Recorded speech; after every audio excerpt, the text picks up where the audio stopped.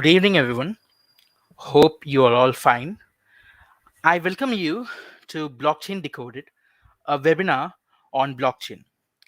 Today we have Pranjal Bharadwaj as a speaker.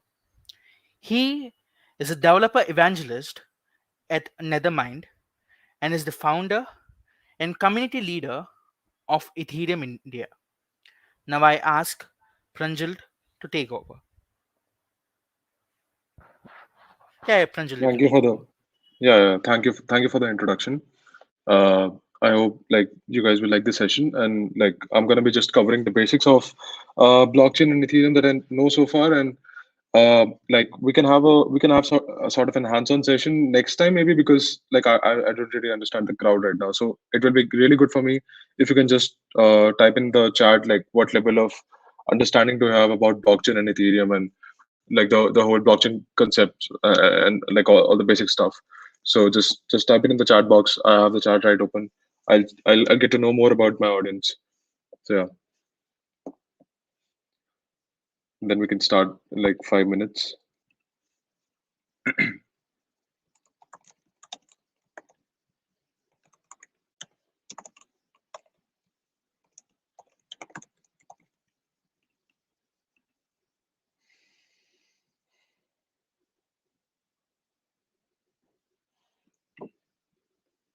Okay, basics. That's fine. Um, I'll just present my screen and share it. So yeah, so I'll just be focusing on basics so that you have a really strong grasp of what we're dealing with. And you also get a basic idea about how you can proceed further in this journey, because there's a lot to learn in this whole space, and there's a lot of new exciting stuff coming up every day. I hope my screen is visible right now. Yes, it is. Sure.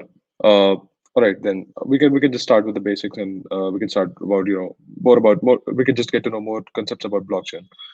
Um, all right. So first of like about me, you have already given the intro about me, but if you want to know more, like you can just have a read. Uh, and I think we can start with what is a blockchain. So blockchain is basically like it's right there in the name if you look at it, right. So blockchain can be defined as a chain of different blocks which are linked together, and these different blocks can be different small data units which are carrying some sort of data. So these information and these data can be broken down into small pieces, and they can be chained together.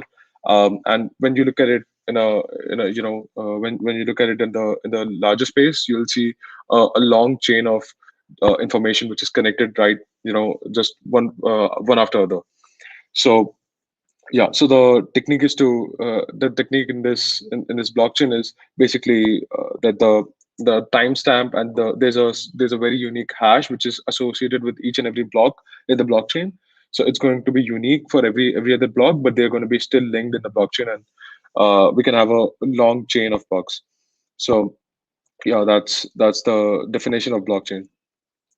And let's discuss the since we all know about different cryptocurrencies which are trading right now. Uh, a lot of us actually confuse blockchain with Bitcoin. I've seen a TED talk where this guy says that spelling of blockchain is not Bitcoin, right? So basically blockchain, like Bitcoin is a special type of blockchain, but there can be different type of blockchains uh, based on different concepts, right?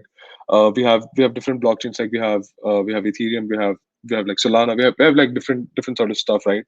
And all of these things have something unique in them, some different changes in them. And based on those things, like they are generalized as a concept as blockchain, but Bitcoin is basically one specific part of it. So it's sort of a set inside of a larger set, right? It's a subset. So that's a basic difference about blockchain and Bitcoin, which a lot of new people who are getting introduced to all these terms, they tend to confuse these things a lot. So yeah, then let's move on to like just understand some basic concepts of blockchain, right? So there are different components of blockchain. So there are mainly like there are six components of blockchain. First one is a node. So a node can be a user or a computer, which is part of the blockchain. So these, like, they have different responsibilities and different tasks which they have to do if they are part of the blockchain. So there are nodes. Number two is transaction. So a huge component of blockchain is that there are some sort of transactions happening. These new links are formed when there is a sort of transaction happening between two parties, right? If I'm trying to basically trade something with if I'm trying to trade something with the other person, there's going to be a link formed between us, and there's going to be a blockchain formed because both of us are, let's say we are the endpoints of two different blockchains. But if we trade together, if we are having a synergy together, so then both of these chains combine, so it makes even a longer chain. So these transactions are really important in blockchain. And then there is the block, which I previously said. It can be a data unit, it can be a data structure which stores different important data about the blockchain. So we can store like different sorts of data, and these can be different sort of applications that we can apply blockchain into, right? There are different fields where blockchain is utilized in different ways.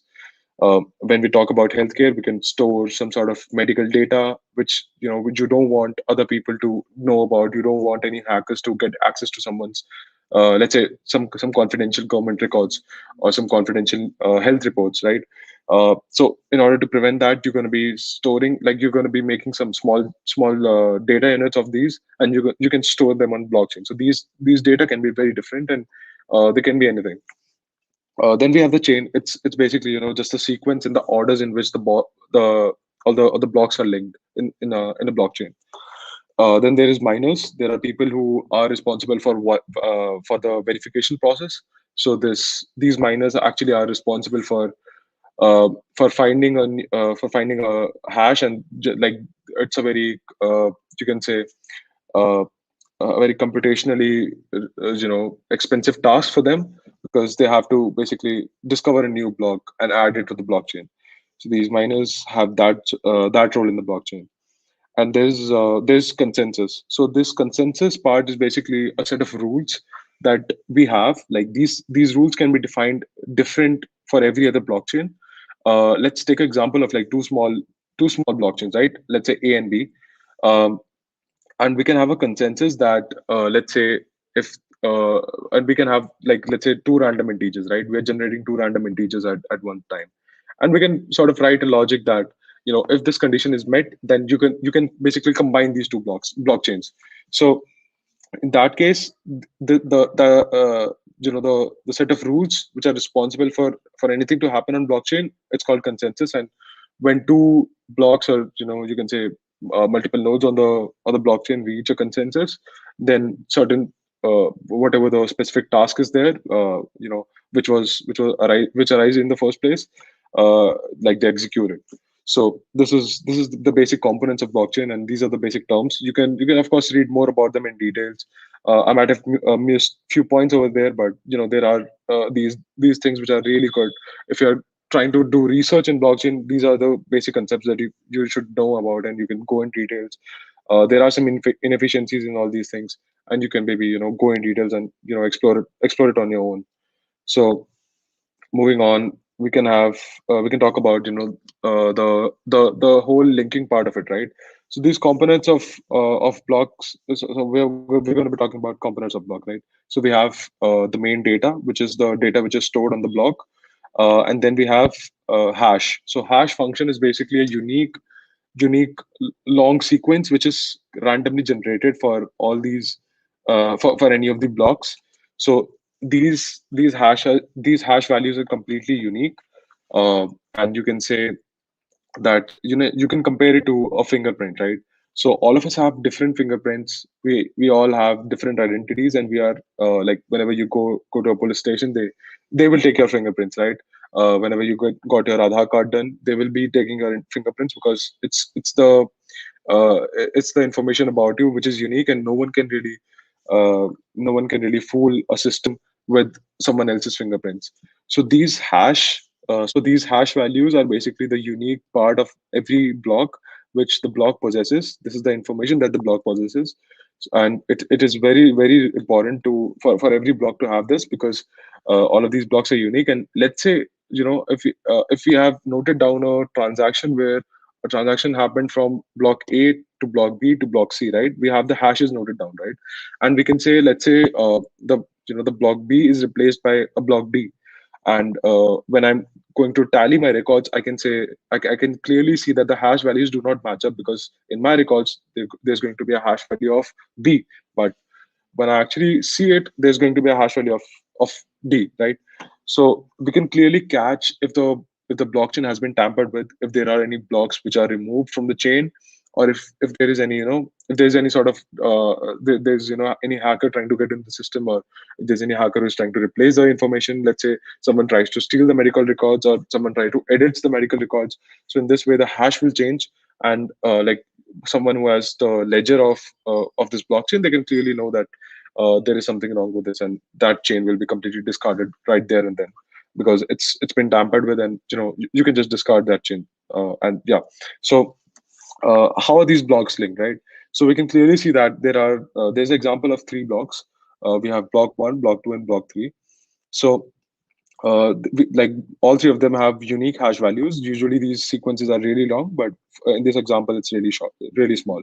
So we have different sort of algorithms to generate these as well. So we can clearly see that block one will be linked to block two only if block two will possess the information that it is connected to block one.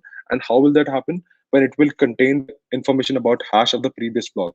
So so far we learned that these blocks carry data. Then we learned about blocks also carry the hash which is specific to their block. And now we are understanding that there is another information which is the hash of the previous block. So block two will contain the hash value of the previous one, and the block three will contain the hash value of the block two. So in this way, there's always a record of these things that, let's say block two disappears, we'll know that this hash will not match with this one. So we'll know that there is a missing block in this blockchain. So this is a very specific example that we can clearly see right here. Moving on to the Genesis block. So in this example, we can clearly see that block one is a Genesis block, because it's the first block which happens to be in the blockchain. So you can read up the definition. It's the first block in the blockchain, and it's called the Genesis block.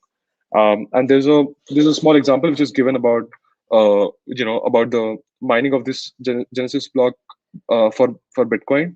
And first time it happened was in 2009, and we can see it was done by Satoshi Nakamoto, which is a we still don't know if it's a person or an organization or someone individual, but there is someone who mined this first ever block. And since then the chain has been growing. There are miners who are finding new blocks, then they are adding it to the chain. So so yeah, so block one is going to be the Genesis block for this blockchain. Then we can move on to the structure. So yeah, so this structure is going to be peer to peer. I've already discussed about it, right? So there's always going to be some sort of transactions happening between two chains and between two nodes, or two peers who are present on the blockchain. But of course, there are there are some exceptions where these set of rules can be changed, and these blockchains can be modified, right? So yeah, so this is the whole structure.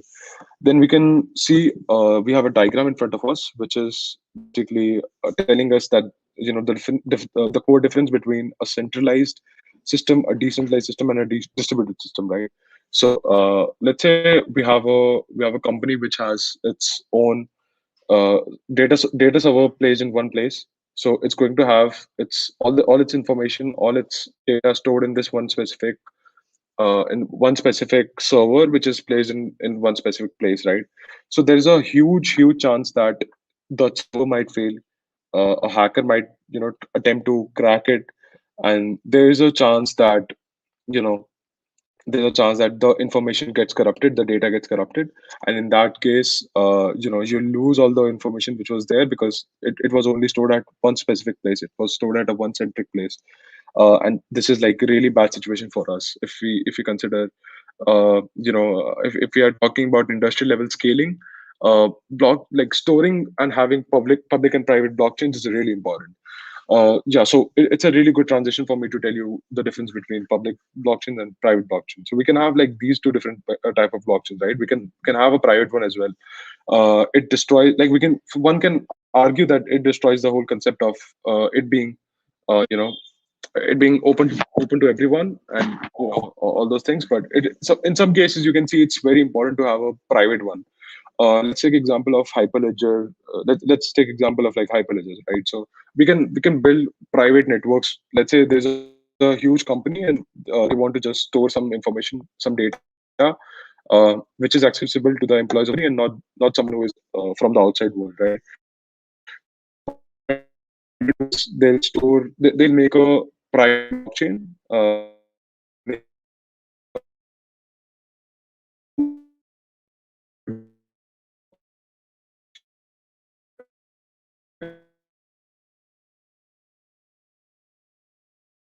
can transaction. So that's a difference between public and private blockchains. Then we have, like, as I explained, there's a difference between data, having a database, and having a blockchain based database. So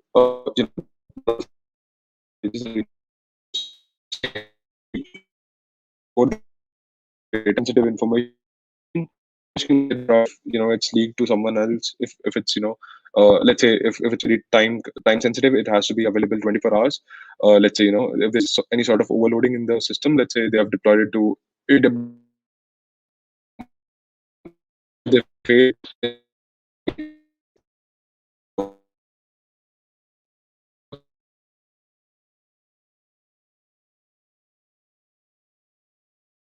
and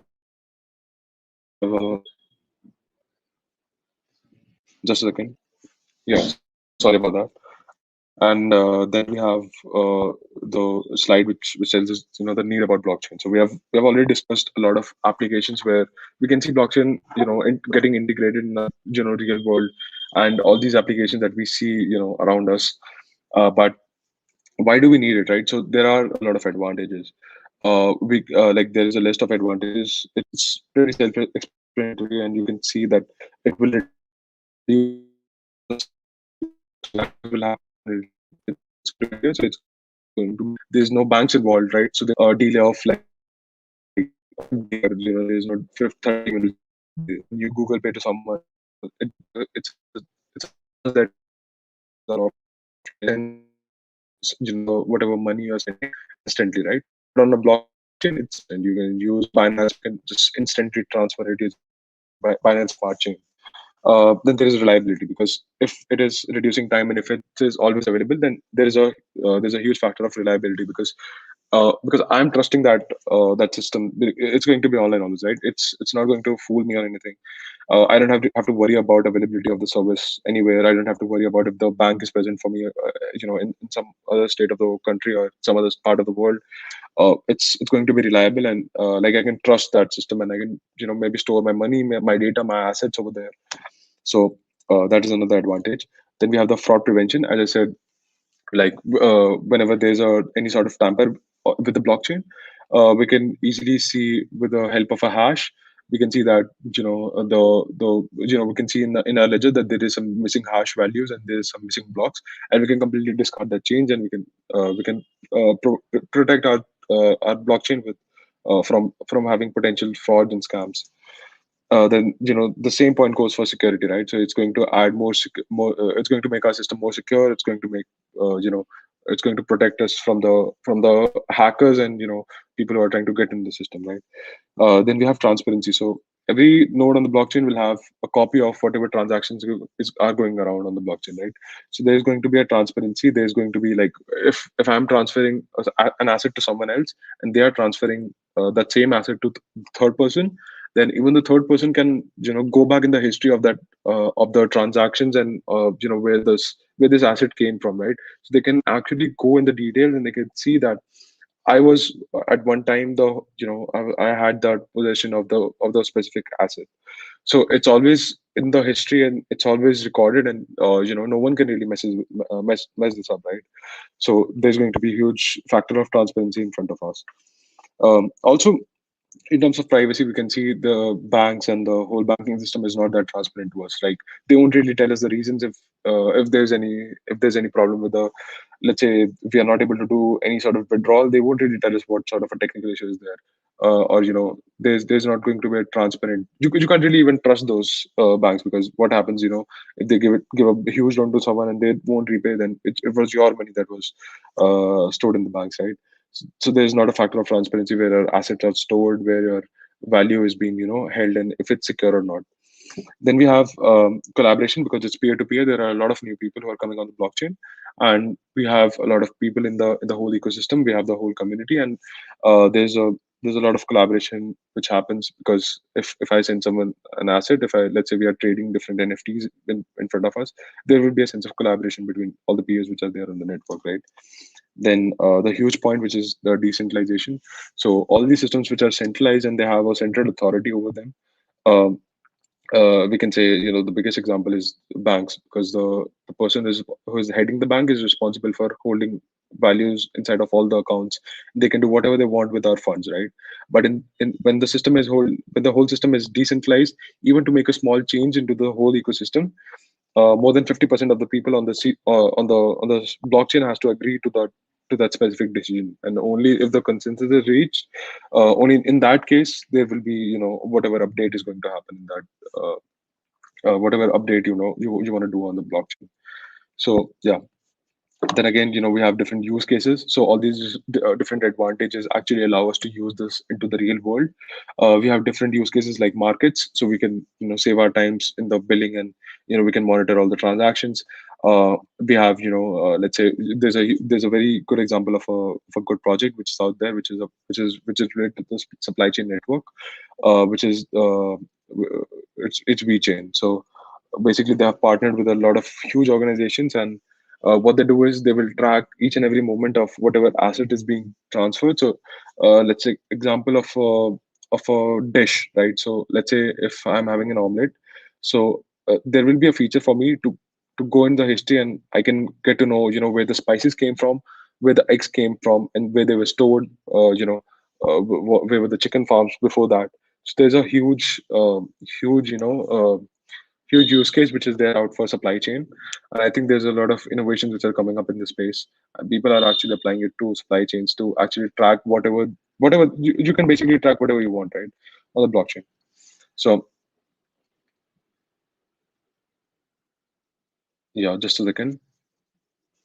Yeah. Then we have the government sector, which is, we can basically build a reliable voting system for us. There are a lot of, like many organizations are trying to do this, where they are, like a lot of parties claim after the elections have happened that there is some sort of tampering which is done in the whole voting process. But with the help of blockchain, you can't really mess with any of the records. So it's really beneficial for us to record the votes of whatever, if you're talking about politics, then we can talk about politics. We can store the whatever parties people voted for, and these records will be very safe. No one's going to tamper with them. So there's that. Then we have, IoT and healthcare, which I've already talked about. You can store medical data on this, which is, sensitive, and you don't want anyone, to get access to those, because let's say we have, highly sensitive government information on. Let's say if someone is trying to build a bio-based, let's say, let's take example of like COVID, right? So let's say if someone has access to medical records of thousands of people, and they find something, specific to each of them, then they can target them using, different sort of bio-based attacks. So we can really solve those problems with blockchain. And then there is science and art. So in terms of science and art, in terms of art, we can see, with the whole NFT boom, we can see a lot of artists have actually started putting their work out in the digital form, and a lot of people are interested in buying those NFTs. And we have seen a huge surge in prices for really good collections by really popular organizations, and these groups and all these people are making the community big, by converting them to NFTs. And it's a really cool advantage of blockchain, because no one else can have the specific version of whatever art you have. unless you own it. So yeah, that's there. And we have the finance, because it can hold, if the blockchain is implemented in our system, like really nicely, then we can basically eliminate whatever taxes and banks are there. There is a lot of authority involved in those things, and we can add sense of decentralization in those things. Yeah. So apart from this, we have Bitcoin. We can talk about Bitcoin, but it's, I think everyone knows about it. So it's a blockchain, very simple blockchain, which is the founder is still anonymous. We don't know about them. And it's a whole concept of basically having different transactions with this, but over time it has become a store of value for a lot of people, because you can store Bitcoin, and because of the whole halving of Bitcoin, and the miners it's going to get harder for miners to mine new Bitcoin. So it's going to have a sense of like the prices will inflate over time. So it can be a good hedge. It can be a good hedge against inflation if you talk about if you're trying to store our money, rather than putting in banks, we can we can basically own different Bitcoins, and we can have it can be a good alternative to gold. So yeah, that's the basic things about Bitcoin, right? So yeah, so I've already talked about this.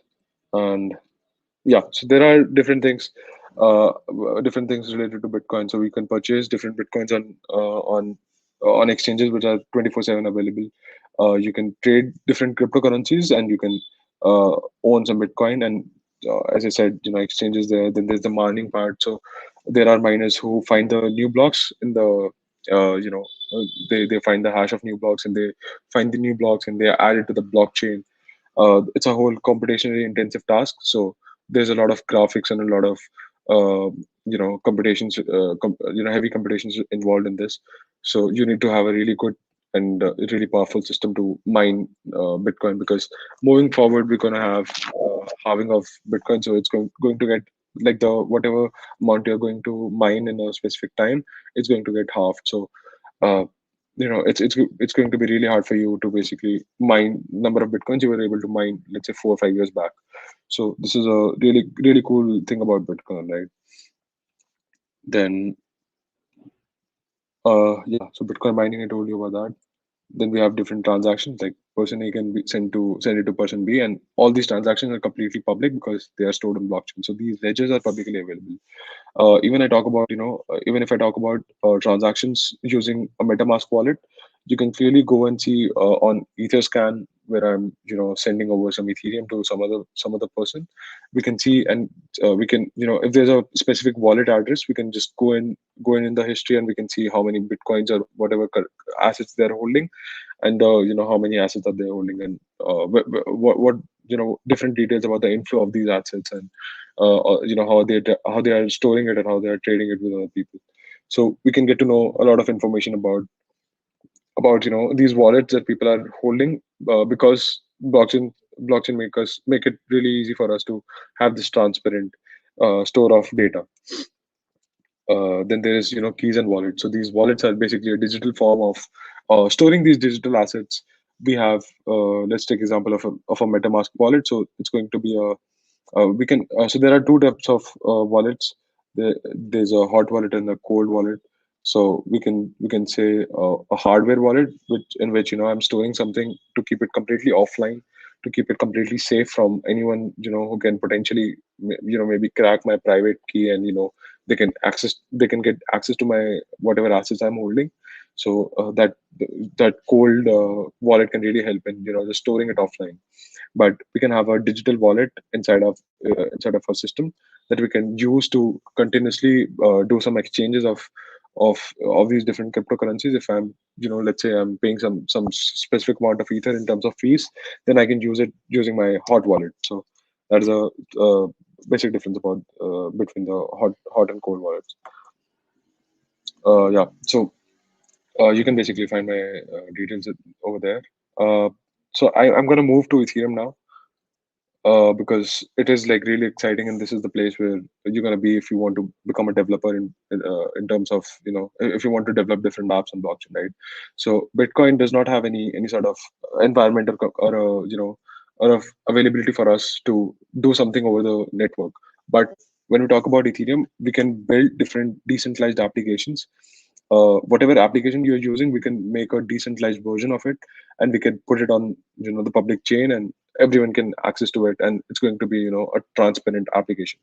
So there are a lot of cool features which is available on Ethereum. So Ethereum is like the second biggest cryptocurrency for a reason, because uh, whatever transaction happens on Ethereum, these happen in terms of the crypto which is specific to Ethereum. So we're gonna first talk about cryptocurrency which is related to it. So it's called Ether, and it is a currency which is used for by anyone who is on the network, who's trying to maybe transfer some assets, who is trying to buy or sell something. So they'll be paying whatever fees they're going to pay in terms of Ether. What any sort of transaction done on the Ethereum network. Let's say if I'm trying to deploy a smart contract, so we'll learn about smart contracts later in the session.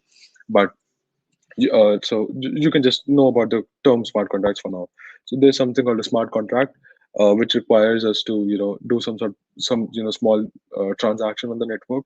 So we'll be needing some Ethereum, and we need to have some Ether in our wallets and in our accounts to basically make that happen. So yeah, these are different details. It's a peer-to-peer currency, which is specific to Ethereum blockchain. And then the need of Ether, right? Why do we have Ether in the first place? Why can't we use Bitcoin? Because it is specific to the Ethereum ecosystem. Whatever transactions we're going to do, whatever fees we're going to pay is in terms of Ether, right?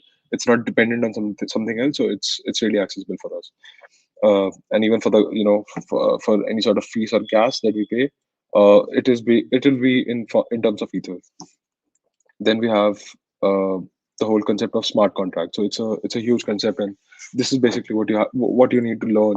If you really want to get into the development side of things, you should know what is a smart contract and how you can basically code a smart contract and make it public. You can have different transactions in this. So let's say we have a smart contract, which is so smart. Basically, a definition of smart contract is it's a computer script, and we can say it's a program which will execute itself if a certain condition is met. Right? If you have written a specific logic, then the smart contract will execute.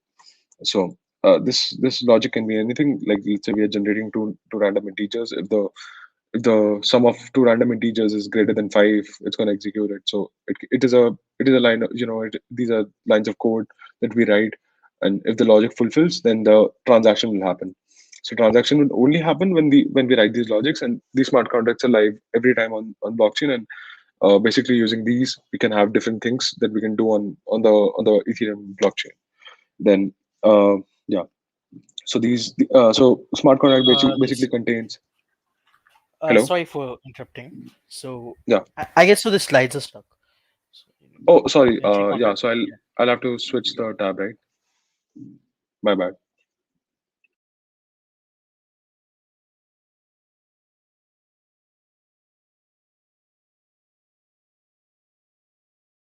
Yeah, I'll just share my other tab. Yeah, that would be great. I think it's visible now. Yes, it is.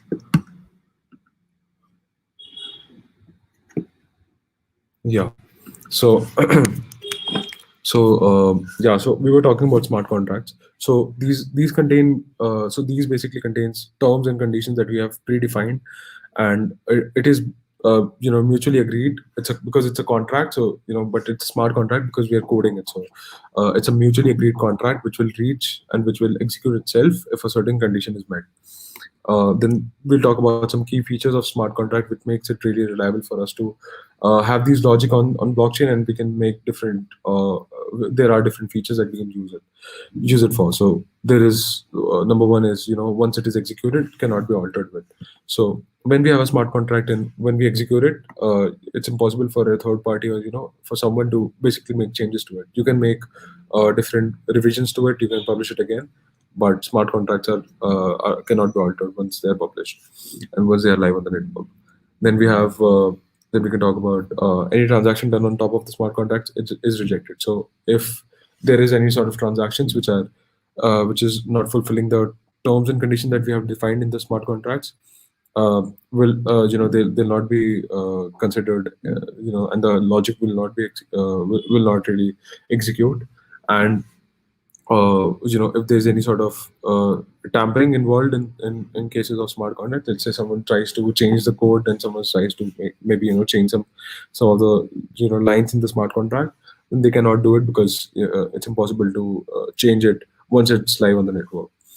Then we have another point, which is it's carried out among two anonymous parties without the need of central authority, right? So this is the whole point of decentralization, that we can have a smart contract up and running without relying on a third party compiler, or we can have different sort of problem if we talk about a centralized authority over this whole process.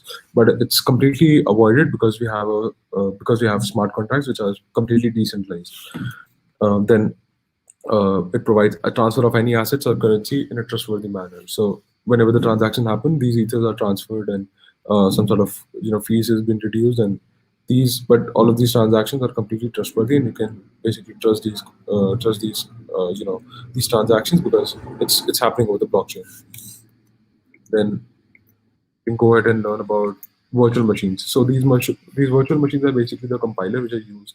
These are the environment in which we execute our smart contracts. So we write these smart contracts in the various different languages, right? We use Solidity, we can use Viper, we can use different languages, and we can write these smart contracts.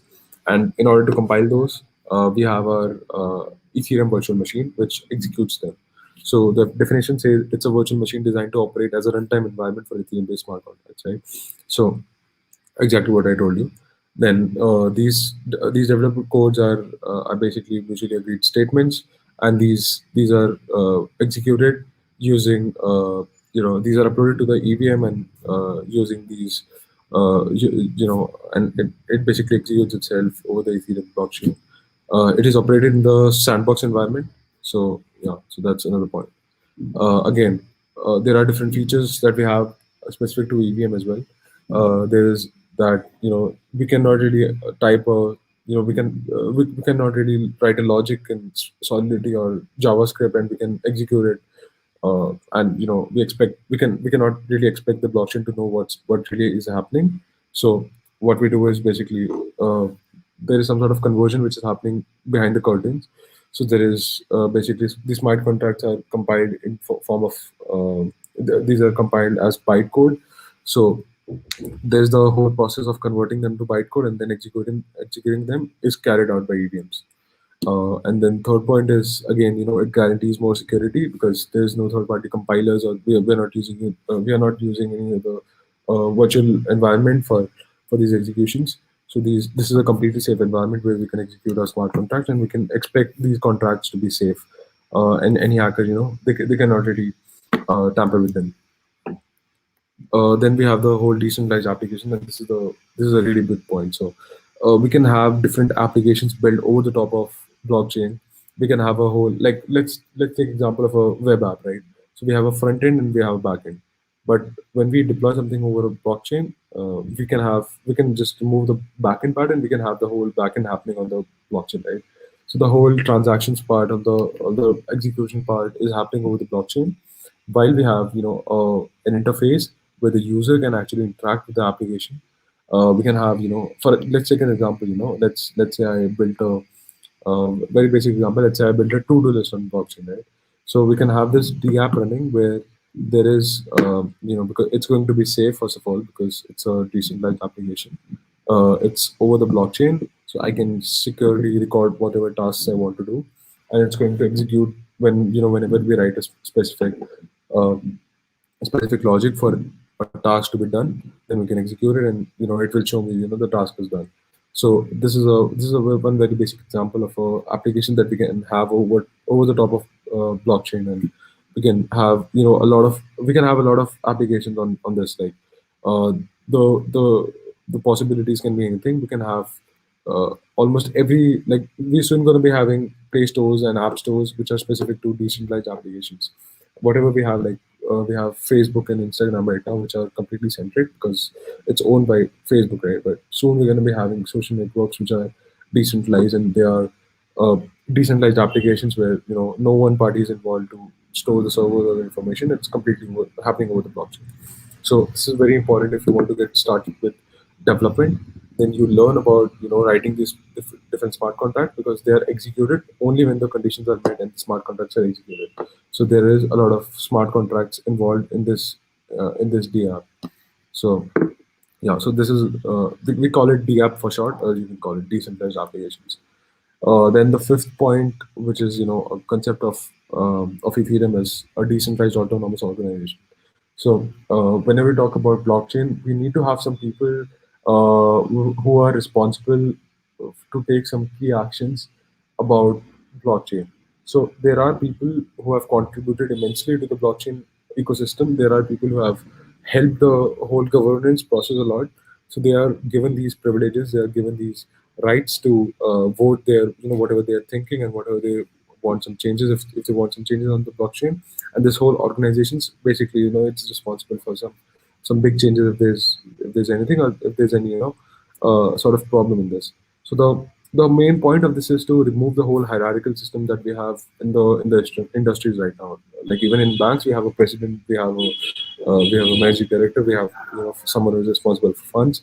We have different people responsible for different things, but here we have a whole organization which is responsible for one specific thing, and these people have already contributed to the whole network. So there are these people are completely reliable, and these people we can completely trust these people. So this is a point about DAO. So yeah, this is it for like the presentation part. Now, if you guys want to get started with the development part, I can suggest you some really cool resources that you can use to basically get started with development. And there are uh, different things that you need to learn if you want to develop something over the top of blockchains, right? And it's really cool, right? Like there are not a lot of people who are doing this right now. So you can see there's a huge demand of blockchain developers out there. You can see a lot of people hiring for smart contract developers. You can see a lot of people hiring for people who are really efficient in terms of writing these smart contracts and who can make these applications end-to-end applications on blockchain. So there's a huge market out there if you want to become a developer in this space. And again, it's the all the information is available out there, right? You just need to have access to really good resources and you can reach there. I'll share some cool resources with you. Let's Because the first important thing that you need to get started with is learning Solidity, right? Because Solidity is the language that we write smart contracts in, and smart contracts are really important. So there's a website called Solidity by Example. So you can just look it up. I'll also drop the link in the chat.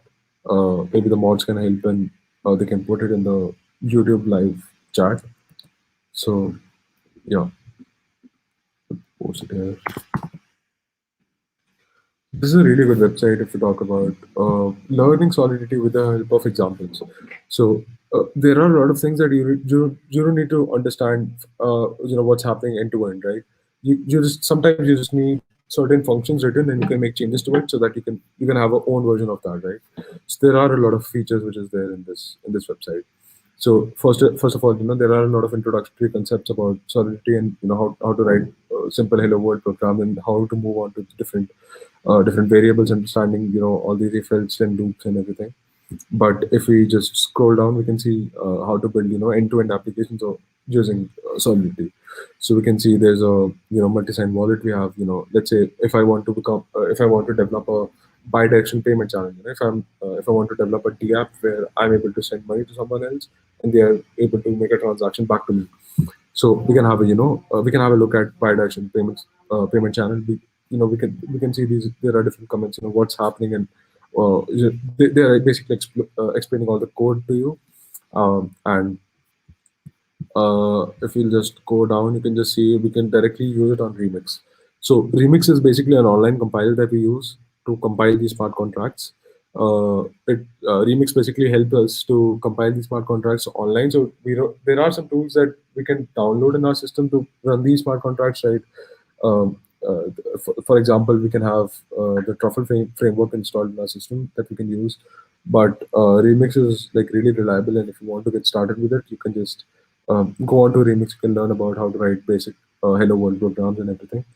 And on this website, you'll get a feature to directly just open this program over at Remix, right? So you can understand it, and then you can execute it yourself to understand how it's going, how everything is happening. So this is a really cool website that you can have as a really good resource. Then it also has some information about different hacks that can happen. So there are different hacks which are possible over blockchain, but there are ways to basically tackle those.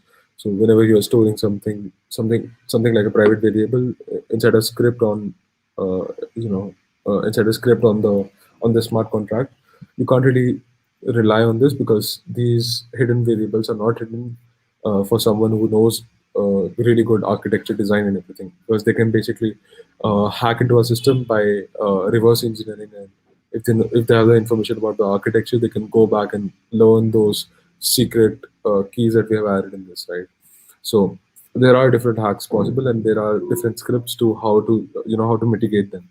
So these are different hacks that you can look into. There's denial of service, of course, and all these things, and how you can basically handle those hacks. So you'll also get to know more about the security side of blockchain. So there are a lot of people working on the security side of blockchain as well. So if you're interested in those, you can definitely have a look at those. Then we have the decentralized finance, where there are different scripts, and you can just have a look at it. So this is a really good resource that you can have a look. Then there's of course Remix, that uh, that you can use uh, compiler.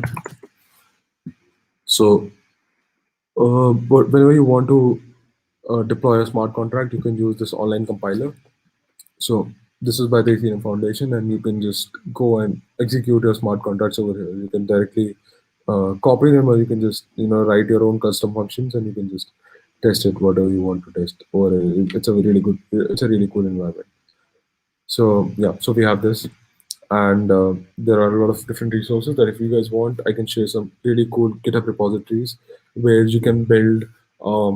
Let's say you want to build end-to-end systems where you just need to change make. So let's say you don't know much about front-end design, or let's say you want a ready-made application where you can just make minor tweaks. Let's say you're participating in a hackathon, right?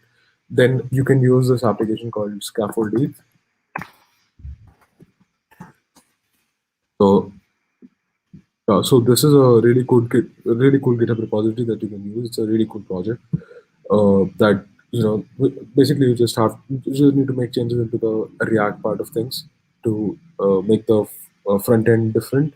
If you want to change the look of it, otherwise you can just execute your smart contracts in this, and you'll have an end-to-end application ready for you. So you can just make basic changes into it. You can just see. So this is the whole smart contract, and when you execute it uh, using scaffolding, this is the interface that you're gonna get. So you can make changes to it if you want. Otherwise, if you let's say you're working in a hackathon, then you can just simply use this one. There are different tutorials available for this as well, and you can just see how to make use of scaffolding. It's really useful for new developers who are trying to make big D apps. So you can just use this one. So yeah, so I think I've covered all the basics. If you guys want, we can have another session where I can code these smart contracts, and I can teach you guys different basics. Um, One last resource that I'll suggest you guys is head over to the website for Solana, because after Ethereum we have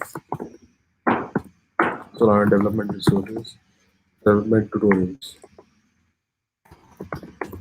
So Uh, so whenever we talk about scalability, right? So Ethereum is not that reliable right now because there is a lot of problems which is there on the network. There's high gas fees, and there is different type of things that there are a lot of projects which are trying to solve those problems. There are layer two solutions which are implementing shards, and which are implementing faster transactions using Ethereum Plasma and everything. So Solana is one of the project which is really huge, and there's a huge community for Solana. So you can, if you're interested in learning something new, which is out there, if you have already learned about the basics of smart contract development and basic DApp development, then you can go ahead with Solana. You can go ahead and learn about Solana ecosystem, and you can go ahead and build your apps on Solana. There are a lot of hackathons that they organize throughout the year. You can take part in that. if you have a really good application, you can interact with a lot of people, and Solana might hire you. So like they're pretty open about it. So you can go ahead, even on YouTube, you can search for Solana tutorials, and you can see different people explaining, how you can write these smart contracts over there, and how to basically code on the Solana blockchain. And one more thing to know, that this Solana basically runs on Rust, so you need to know the basics of Rust, or you can just learn about Rust if you want to get started with it. So, so I think that's it from my side. If you guys have any questions, you can just post it in the chat box. We can talk about those things. If you want to, get the links for all these things, you can just Google, and you'll be able to find these resources. If you want a whole list of like really good resources, you can also see the Ethereum Foundation resource list. They have compiled really good resources that you can use. You can look into like really detailed documentations. You can look at really good and really well explained white papers, and some of the papers who are explaining those white papers. You can have a look at that. So there's a whole, you can go at the developers column, and you can just see at the you can just go ahead and explore tutorials, documentation, and everything that you want to learn.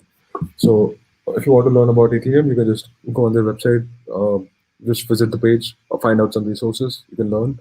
And then if you want to learn about Solana, if you have already experienced with Ethereum, you can move on to Solana. You can learn about Solana chain, how to develop on Solana blockchain. So yeah, I think that's it from my side. If you guys have any questions, you can just post them. I'll have a look at the chat.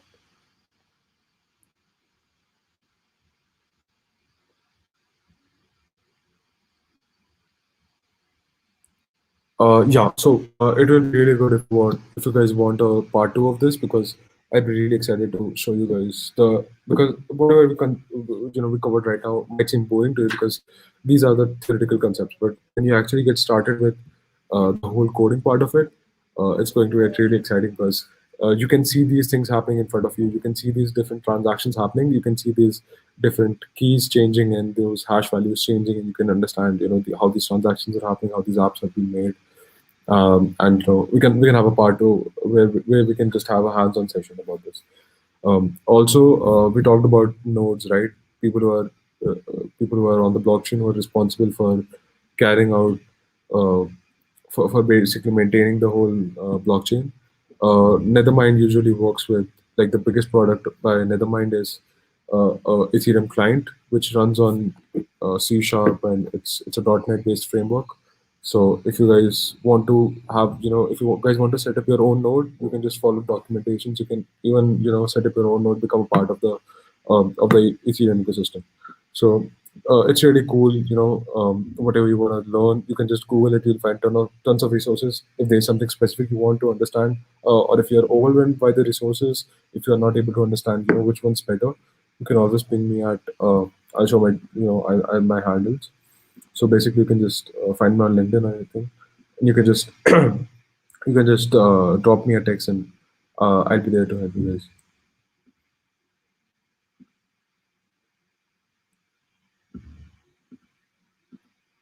So yeah, these are my details. Uh, if you have anything else, you can just tell me.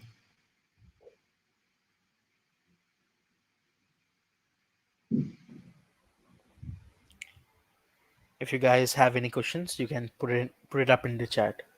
Yeah.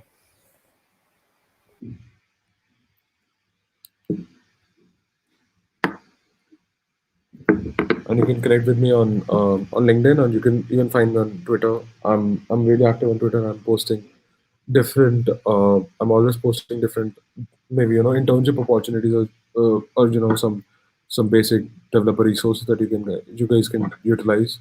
If you're interested in actually working at some good companies, if you're interested in getting into the whole ecosystem of development, you can always shoot me a text. If you're really good at something, I'll help you guys with the whole interview process, and I'll recommend you some companies that you can look into if you want to just cash in on the whatever you have learned so far by blockchain development. So you can also help you guys with that one. So just feel free to connect with me. And I think that's it from my side. Yeah. Akhil, are you there? Yeah, yeah. If you have any questions, guys, you can put it up.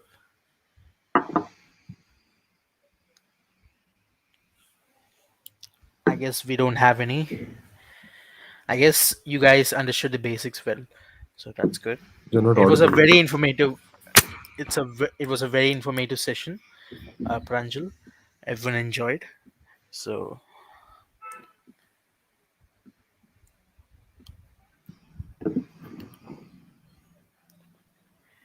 and hope we have a part two soon. So that's it. Okay, I guess that's a wrap up.